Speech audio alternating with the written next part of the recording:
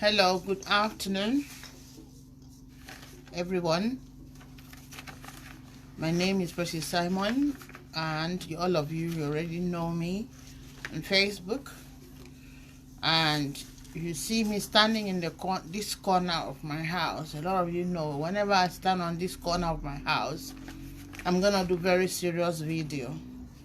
Okay, so I'm standing here this afternoon to do a video, and this video should be forwarded until it gets to Mr. President Buhari. I'm doing this video for Nigerians and Nigeria. I have this burden in my heart about Nigeria, and I believe in Nigeria, and I believe that Nigeria will rise again. I don't believe in what anybody else is saying about Nigeria. I believe in positivism. I believe that Nigeria will change again, and Nigeria will not die. If it doesn't happen in my era, it will happen in the era of my children and my grandchildren. But I believe that Nigeria will rise again.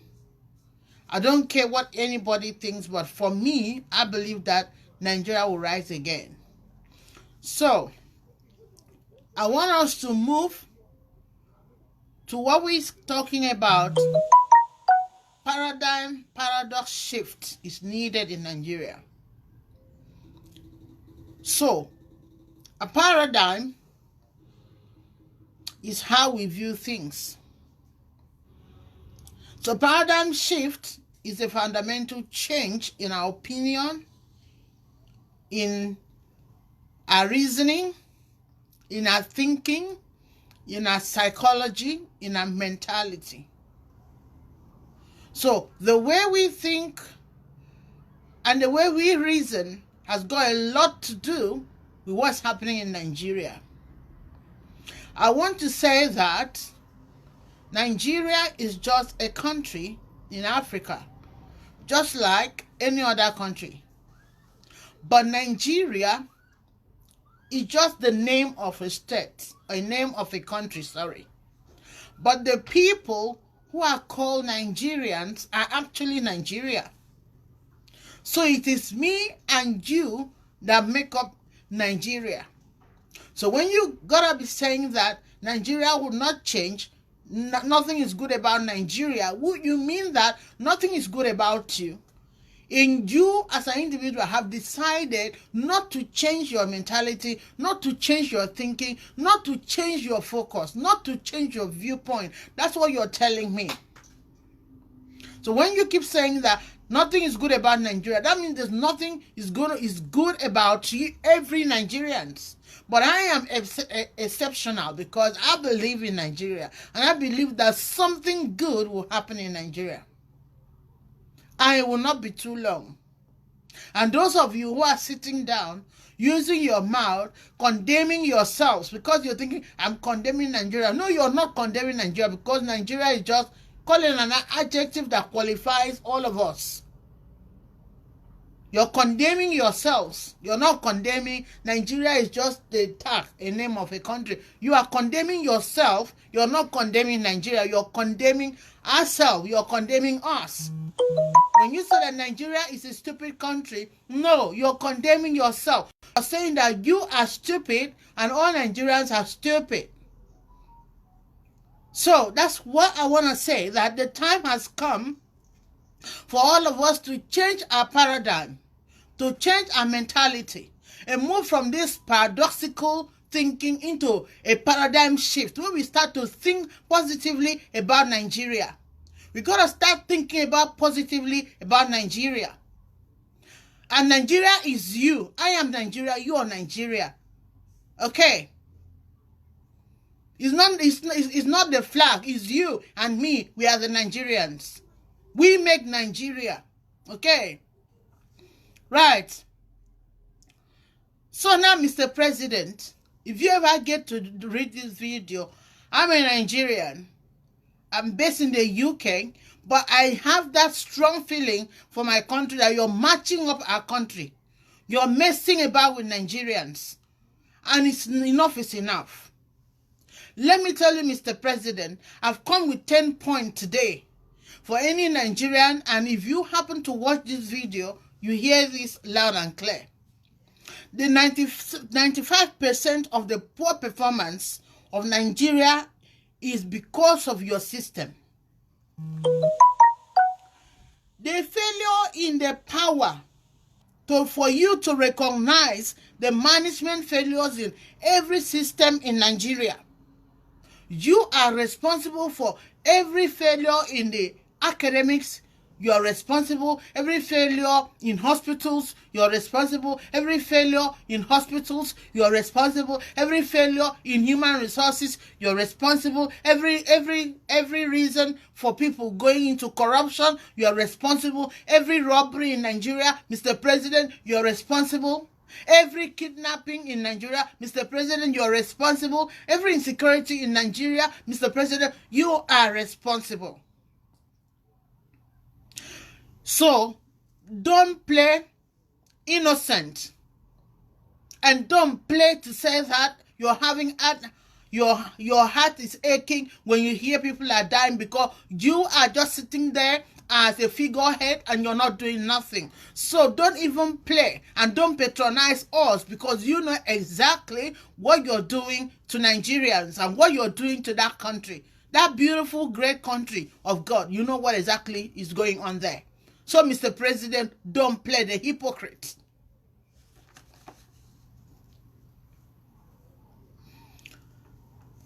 Staff salaries are not paid. The armies are not paid. The police are not paid. The teachers are not paid. Right? Even the youth corpers that are saving, you are delaying the allowance, Mr. President. How can we stop crime? How can we stop corruption? How can we stop insecurity in Nigeria when you and your cohort are sitting in the corridor of power, taking the whole money of Nigeria and lodging in your account and putting them in your wardrobe and throwing them everywhere in your house and sending your children abroad and doing everything you want to do for yourselves? You change the economy of Nigeria to capitalism, where you are as the owner of the business, you are the owner of the body, the budget, everything is in your hand. And you made the innocent Nigerians to become victims. You made innocent Nigerians to become pauper. You made innocent Nigerians to become, abject poverty, hopeless. And everybody is trying to run out of the country, and you are sitting down there telling me that you feel pain in your heart each time there's kidnap.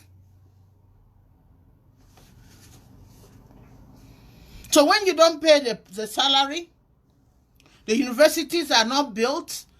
When they show the Nigerian university on television, it's an apology. In fact, a nursery school abroad is better than Nigerian universities.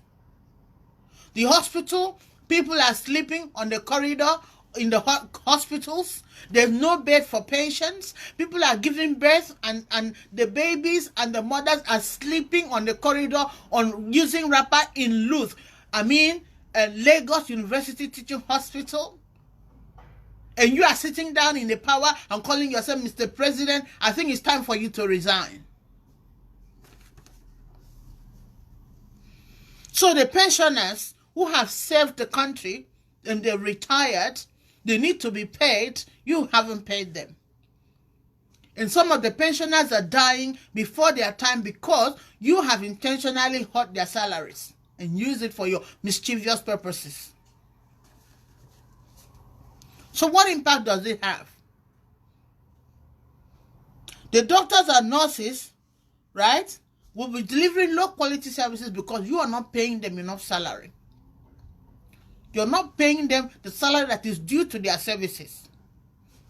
And some of them will be looking for visa to travel abroad and leave the country. Mr. President and all the politicians in Nigeria, you are responsible for the children that are dying at the hospital because of poor services. You're responsible for the maternal death in Nigeria because the women are giving birth and then there's no doctor, there's no nurses to provide the care they needed. You're responsible for those elderly people who are having high blood pressure and don't have money to buy their medication. You're responsible for those patients who have diabetes, heart disease, and they don't have money to go for treatment. But you are traveling abroad to take all your treatment and leaving your people in abject poverty. It's a time for you to resign, Mr. President. Lecturers have become pen robbers. Lecturers in Nigerian universities have become pen robbers. And who is responsible? Mr. President, you are responsible for lecturers becoming pedophiles, sleeping with the young people to get satisfaction, collecting money from them because they want to make their living, because you're not paying them salaries. You have turned Nigerians to animals, and every Nigerian don't have a conscience. Mr. President, you are responsible because you do not have a functional system. You do not have a functional law court. You don't have justice in your system. All the lawyers and justice and judges, they are all corrupt because nobody can stand up for the right of the young people, for the right of the teenage people. You have taken their lecturers have taken their innocence. They are still working. Nobody's prosecuting them. They keep on doing the same thing over and over and again. Mr. President, it's time for you to resign.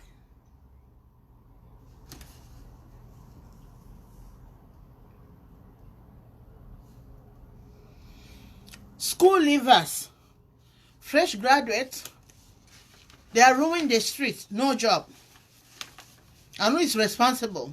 Mr. President, because you have refused to let the people who are old enough to be at home to go home. You introduced the age declaration that they keep declaring their age and remaining in the office while the young people are on the streets struggling to make ends meet. Tell me why there will be no corruption. Tell me why there will be no robbery, no armed robbery. Tell me why there will be no insecurity in Nigeria. So the young coppers coming out of school, they fend for themselves. Some of them take to business. Ladies take to prostitution. Sleeping with married men. People, the men who are older enough to be their grandparents, they throw themselves at them just because they want to have a good life. Do you think that our women are happy to be sleeping with old men? No, because they are going to these old men who are politicians because they will get money to make the kind of life they want to live. But if Nigeria is better, everybody will know where their sizes are because shoes have sizes. A bunch of those who are not able to join the struggle line up for selling themselves, right? And some of them, some of the others who are not able to struggle, they go for visa. They sell their landed properties, they sell whatever their father had just to travel abroad. And when they come here, is it easy here?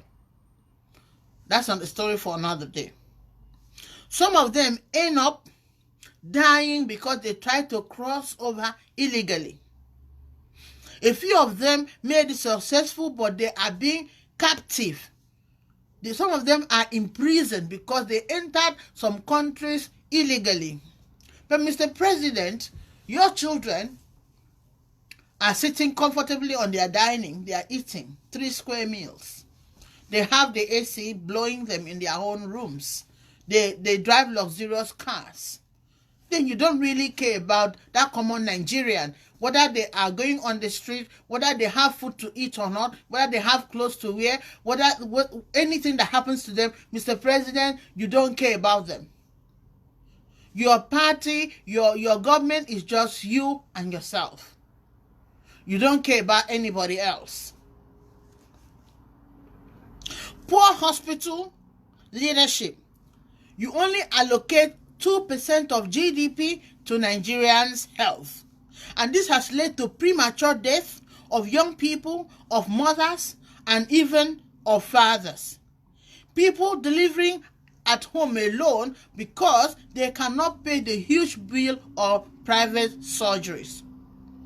And those at the hospital that are sleeping on the corridor in Lagos University Hospital.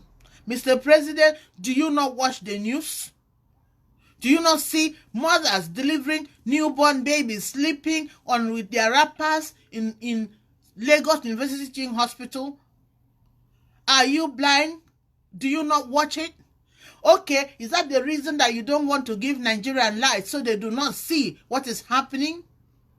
Mr. President, that is very selfish of you. Lack of interaction between you, the government, and the people, the masses, the population who voted for you in the office is a precursor to all the autocratic government you are running beneath the skin of democracy. You are autocratic. You make decisions by yourself. You don't allow us to have a view. You don't give the youth a voice. The last time they demonstrated, you sent your men to kill them, and I'm going to say that because you know about it. Who removed the camera? Who took off the lights? You know about it because you're trying to shut us up.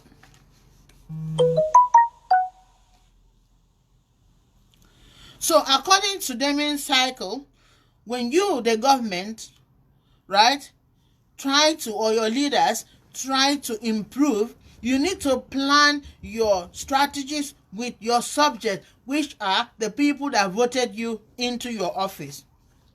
How many times have you called for a congress? Okay? How many times do you have open parliament debate? How many times have you allowed your oppositions and opposition parties to come to question what you are doing as a prime minister or as a president? How many times have you opened, your overarching matters to the public for them to debate?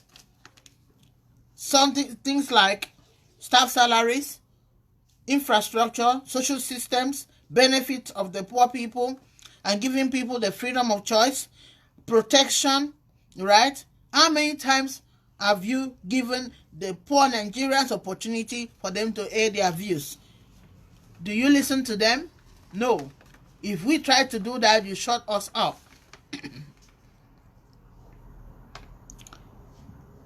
So, youth from the 36 states of Nigeria, the commoners, the alimajiris, the children who are underrepresented, people from the state who are not even heard of. When we talk about the state of Nigeria, we hardly hear from them. How many of them? The orphans, how many of them have representatives? The women that are being abused every day in Nigeria. The domestic violence that is going on in Nigeria, how many of them have representation in Nigeria? Nobody. You rule your government for yourself. So you change democracy to autocracy. So your government now become autocratic government beneath democracy.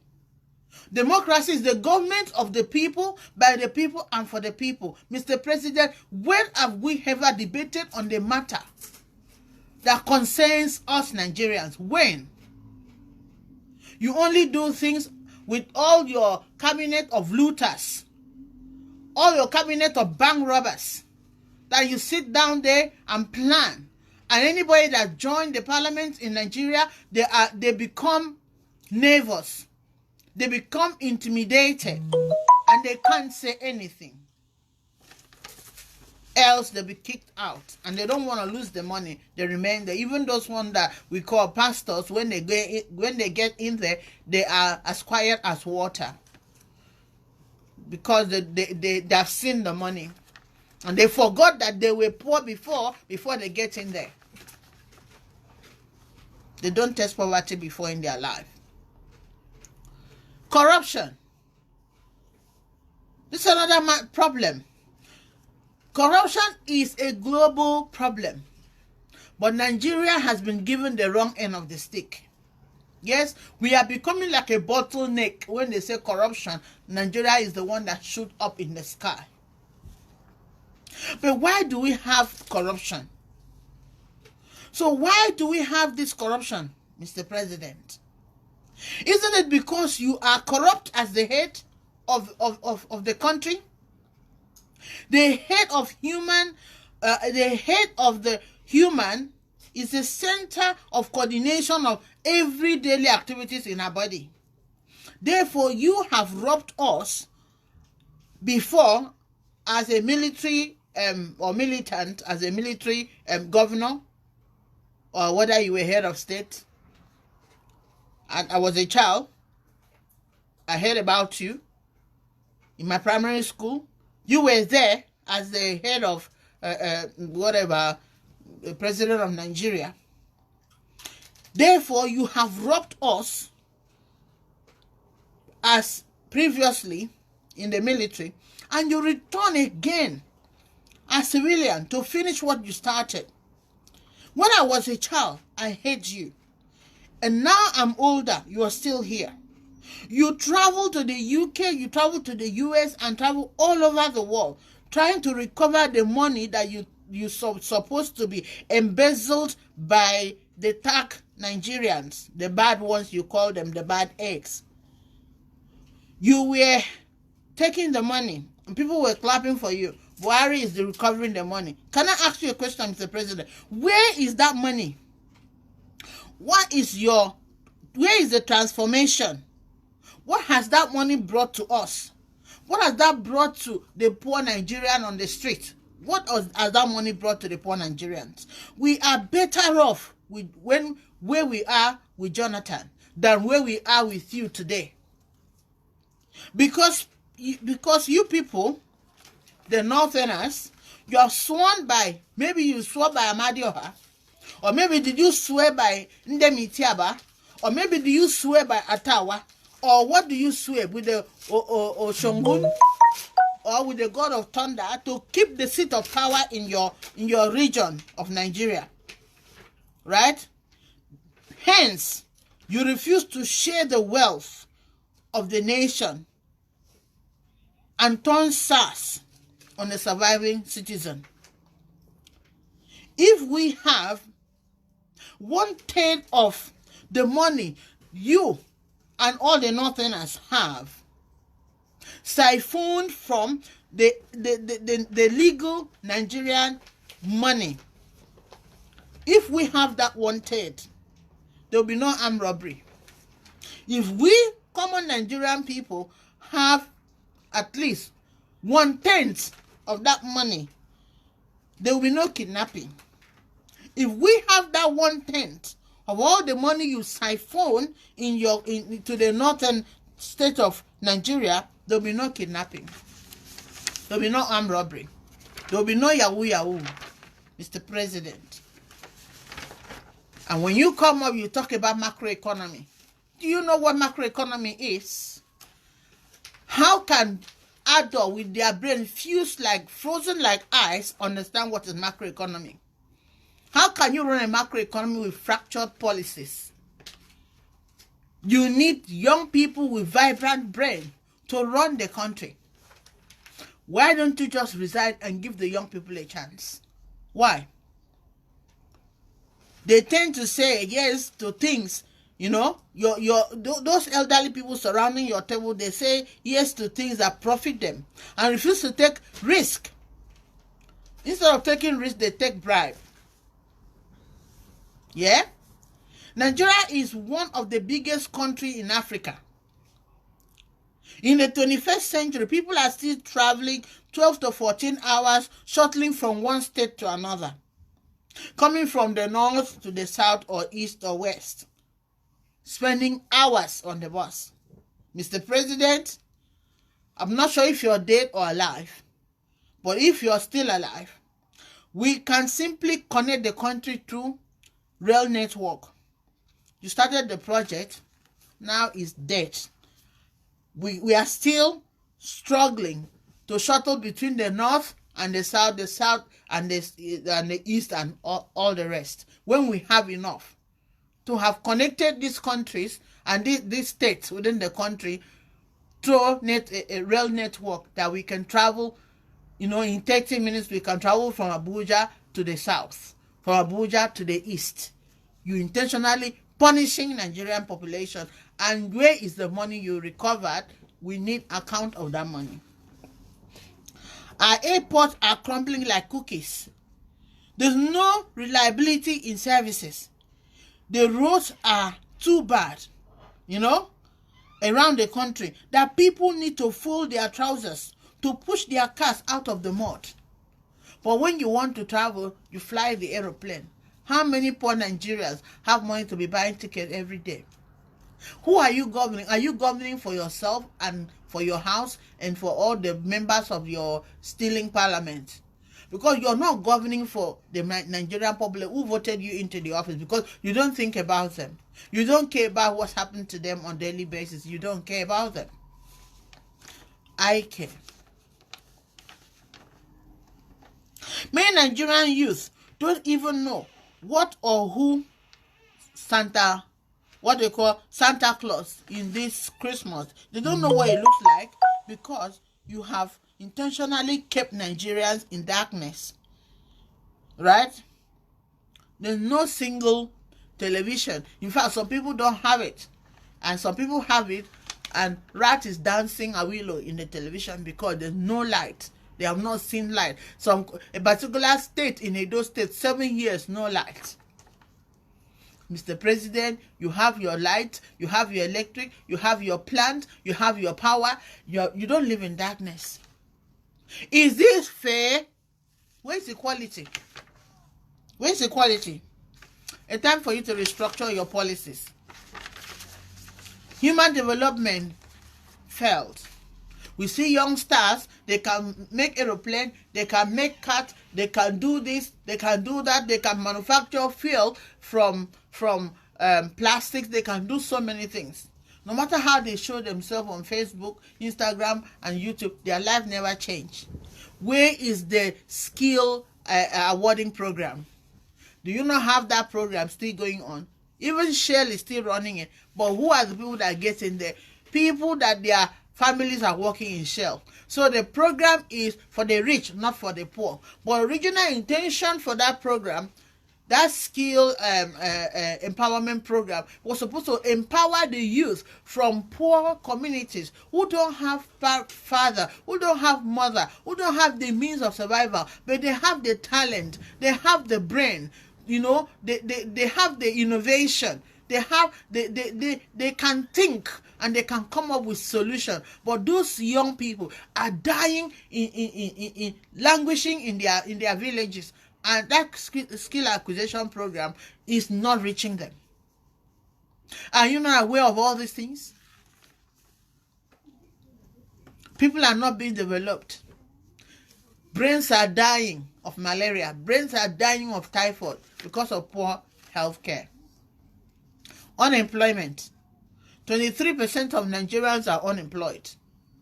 Every day we see people suffering, pushing trucks, selling on the street, running bike, doing all sort of things, not just to survive.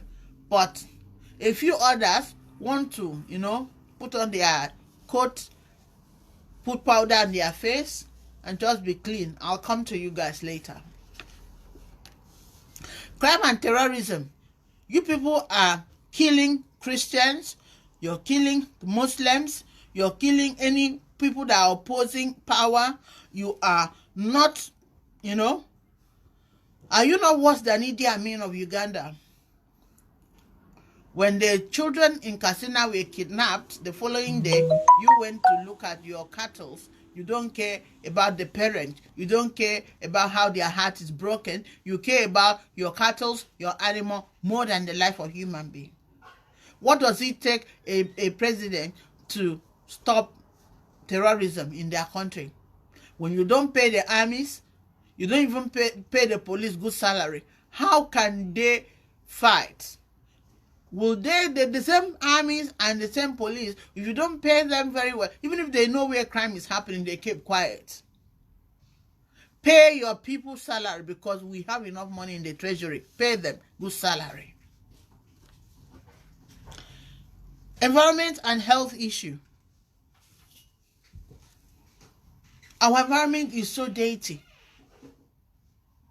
When you award a contract to a state, the state award the contract to local authority. The local authority, which is what they call local government, before you know it, all the money disappears. Who is responsible? Who give an account? What's the accountability? There's no accountability.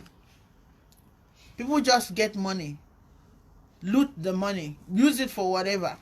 Put any bill. Somebody building toilet with 13 million. The money is just going. No accountability. Who runs a country like that? There's no accountability. How can the subordinate be accountable when the people at the top are not accountable? So everybody is kill and eat. National cake, kill and eat. A time to address the lady. I don't know your name. When the people, when the youth took to the streets to demonstrate their grievances over the corruption, bad leadership, and SARS and all this, you stood up in the Nigerian parliament to say that in the UK, young people, don't do those kind of behavior and all that because they are being responsible. They can't do such behavior in the UK. May I remind you, I'm not sure if you actually was in the UK or maybe you just passed through the periphery of the UK. Coming to study in the university, maybe for 1 year, doesn't make you to say that you are a UK citizen because you don't know anything about the UK. You're just standing there and blabbing. If you come to do your master's for 2 years, that doesn't make you a UK person. So you still need to come back to learn the UK system, to understand that the young people in the UK, the youth in the UK who don't have a job, they have what we call social security. That the government gives them money weekly. Every youth in the UK, call them billions, call them millions. They have, if they are out of job, they just came out of university, the government gives them £75 every week, and that's just that one. There are other incentives that they're adding to them, and they have that. Every citizens of United Kingdom, they don't have a job, the government care for them, boys or girls. So don't say that what Nigerian youth did cannot happen in the UK, because the UK government cannot be compared to Nigerian government. Because the UK government take care of the youth, take care of their young people.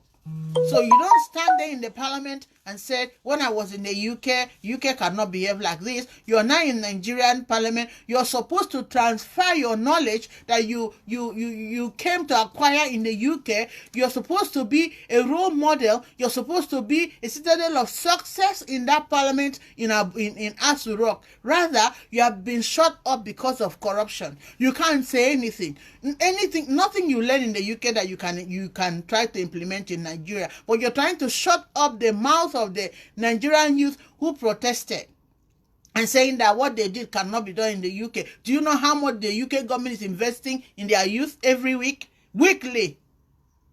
Everybody in the UK have what they call social security number. Even me standing here, if I choose not to work tomorrow or something happened to me that I can no longer work, I will not die of hunger. There's what they call benefit system. You go and get something to support yourself. Nigeria is rich enough to have that. Nigeria is rich enough to have such system that people who are not working can have weekly or monthly allowance. We are rich enough, but we don't. We don't give our young people anything. We don't assist them. We don't give them any allowance. The ones that you manage to give during NYSC, sometimes you don't even pay. And when they took to the street, you stood up there and said, I was in the UK, I studied in the UK, UK cannot do like this. Madam, I'm just telling you that you need to come back to the UK because you don't know the UK. And when you're talking in the parliament, do not ever mention that you were in the UK because you are disgracing yourself because you have never been to the UK. You don't know what the UK government is doing for young people.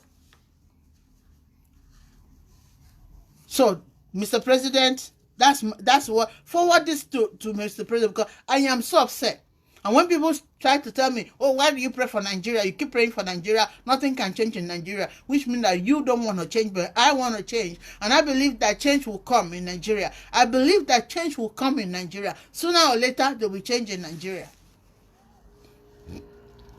Laziness. The last point now is laziness. The Nigerian youth, why should you involve yourself in Yahoo business, all those scamming business and all that? It's because you're lazy. And someone sent me a text yesterday that invoked me to do this video to say to me that Nigeria will never change. That is why you left Nigeria and went abroad. I want to announce to you, and you get to hear this video, that I didn't leave Nigeria to come abroad because I had a bad life in Nigeria. Never. I was a young person. At the age of 24, I was already a medical graduate, and I was working and I was happy in Nigeria. You know why I came? I came here to boost my reputation because Nigerian people have the mentality that any doctor that travel abroad, when they come back, they can do well. That's why I came. I did not come here because I wasn't doing well in Nigeria. As a young person, I was already working. I used to work in Nigerian Port Authority. I used to also service the Eleme Petrochemical Hospital, and I was having my pharmacy. I have my friends on Facebook. I had my pharmacy going on. I have my cement business going on. I have my oil business going on. Because I cannot depend on one source of income. I was a big girl in Nigeria. I had my car at age 23. I was doing well in Nigeria. I did not do sugar daddy. I was born again Christian. My friends, they know me. I work for my money. So don't tell me that you cannot do better in Nigeria because you have refused to do better. There are a lot of business that thrive in Nigeria, but people don't want to be sensible. You want to come online and rub powder as a man, shave your eyebrow as a man. You want to wear some expensive jewelry and come online as a man in Nigeria when your pocket is empty. You need to get your hand dirty. It might interest you that some people are still traveling from neighboring countries. People are traveling from Ghana, Ivory Coast, Togo. They are coming to Nigeria. They come to Nigeria and they go to do farming. From January, like we are having in January now, they come into Nigeria, they do farming. They harvest, they sell their produce, they take it and go to their country and make guy. And buy their houses and buy their cars and buy anything. They make that money from Nigeria. And you're sitting down there and saying that Nigeria cannot be good, Nigeria cannot be changed. When you have refused to change your mentality, you don't want to work, you don't want to get dirty, you don't want to soil your hand, you don't want to do nothing, you just want to sit down there and see money flying in the air. Come on, it doesn't work that way. Nigerians, you guys need to change your mentality. A paradigm shift. Change in your attitude. You stop borrowing money. Oh, can I have this? Don't borrow money from people. Get doing something. If you teach a man how to fish, then he will go fishing by himself. He will not come asking for fish. So there are a lot of things you can do in Nigeria. Fish farming. My cousin, he read agri-economics in University of Uyo. He has his own fishing industry in Lagos. He raised fish and he raised pigs. He does things without qualification. He's not working in the government. He runs his own business. And by the grace of God, he's comfortable. So why don't you people use that your brain that you're using to go to do fraud online? Use that your brain to think of something significant to do. Stop living a fake life. If you are dreaming of having a limousine, you work for it. If you are dreaming of living in a mansion, you work for it. I love my country till today, and if I decide to move now back to my country, I'll be still successful. Don't depend on one stream of income. You can't depend on one stream of income and say, I'm working and waiting for salary. That is rubbish. I never depended on one source of income. I had my 2 jobs. I have my business. When I go to the hospital, don't think that, oh, she come abroad and become a doctor. No, I was a doctor back in my country before I came here. All right? I left university at 23. I finished my service and I'm 25, and I was already practicing. I will go to hospital in One in the morning. From One, I will leave from One to Eleme. And from Eleme, I drive to my shop, Okporo Road, my pharmacy.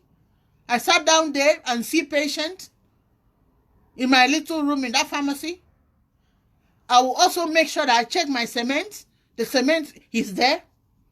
Every little money, I invested my money. I don't depend on buying car and living flamboyant life. I built my own empire. I was successful in Nigeria. So only people that are thieves and criminals don't want to work in Nigeria. Because people are traveling from India, from Pakistan, from China, they are all coming to Nigeria. When they make money, they show themselves that when they came to Nigeria, they came with this idea, this is what they did, and this is how their money has gone up. But we are the people that have Nigeria. You sit down on the seat of scornful, being a scorner and saying that, oh, nothing is good. Stop praying about Nigeria. I'm not going to stop praying for Nigeria because I believe in Nigeria. I'm in Nigeria. I am successful. And I don't like people talking bad about Nigeria because the amount of brain, intelligent people, excellent men, role models that have come out of that country. You want to see Nigerians in the hospital? You want to see us work? We have no competitors. You want to see them in the bar? You want to see them in engineering? We got it all. And I will not like anybody to insult Nigeria and say Nigeria can never be better. It's you that they have decided not to be better. When we are talking about Nigeria cannot be better, corruption, you, the individual, you are corrupt yourself. Take for example, I just give somebody a little money and say, okay, help me to build this house. He took the money, run away. Did Buhari do that? Did, I don't know their names there. Are those politicians in Aso Rock, did they do that? So we're individual. We are not straightforward. Any slightest opportunity you have to meet up with your fellow Nigerian, you are crafty. We can never be straight with ourselves. We are not truthful to ourselves. We are not reliable to ourselves. We are not loyal to ourselves. Even when we are here abroad, as soon as you meet yourself and say, I'm Nigeria, it's Nigeria, you want to start to show up, you're Nigerian, I'm Nigeria, but I think, what degree do you have? I think you want to show that you're better than me. Why do we have this mentality? That's what we need to change. You're not better than anybody. Whether you're a doctor, accountant, whatever you are, that's what you choose to be. I'm not in any way better than you. And you're not in any way better than me. So be satisfied with what you have. And be satisfied with the position you are. That's how we move Nigeria forward. Embrace each other. Not that this one say I'm from North. This one say I am from South. Yes, we come from there, but we are one Nigeria. We should stop this craftiness of trying to rob people. Every opportunity we have, we want to rob. We can even rob our own parent. We lie to even our parents. Even children are so corrupt that they will go to tell the parent they increase the school fees. If they say 10,000, they will tell them 20,000 because the corruption has been like a poison that has been eaten from the belly of the snake. That even young people in Nigeria are so corrupt. From the market seller. If you want to buy something in Nigeria, you have to check the cup they used to measure Gary for you because she has punched the back of it. When you're talking about Nigeria will not change, you have to change. The change starts with you. They punch the back of it. And then by the time you buy 5 cups of rice, by the time you go home is 3. And who did that? Nigeria. Did Buhari did that? No. You go to price chicken, a poor person go to buy one chicken, they say 2,000.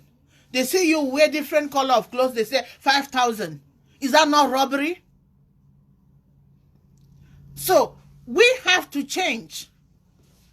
Individually, we have to change. When you say Nigeria will not change, that means you will not want to change. And I'm urging you this afternoon to change your reasoning, change your action, change your attitude, change your mentality. If the change start with you, the change start with me. If we start to be truthful to one another, loyal to one another, love each other, and stand together, Nigeria will change. That's my little episode this afternoon. Forward this to Ligate to Buhari, because there are a lot of things that you need to hear from this video. I've not spoken in this way before, but it's just that I have this burden. And make sure you join me this night to pray for Nigeria, and I will not stop praying for Nigeria until I see the change, and change will come in Jesus' name. Amen. Thank you.